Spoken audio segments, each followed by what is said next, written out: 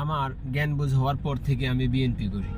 কেন করি চলেন একটু গুরুত্বপূর্ণ আলোচনা আপনাদের সাথে শেয়ার করি। আমার জ্ঞান বুঝ হওয়ার পর থেকেই দেখতেছি আওয়ামী লীগ ক্ষমতায়।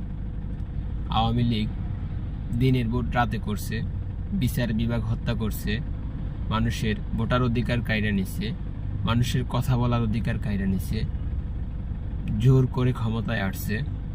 এগুলো দেখে আর আওয়ামী লীগ করতে ইচ্ছা করে না, তাই বিএনপিকে পছন্দ করি। এখন বিএনপিকে পছন্দ করি দেখে বিএনপি ক্ষমতা আসা লাগবে এমনটা না।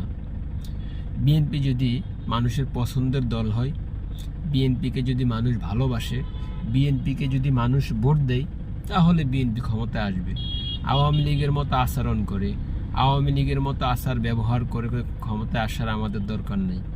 আমরা চাই বাংলার জমিনে স্বৈরাচারকে বিতাড়িত করার জন্য আর কোনো রক্ত দেখ, আর কোনো মানুষের জীবন যাক।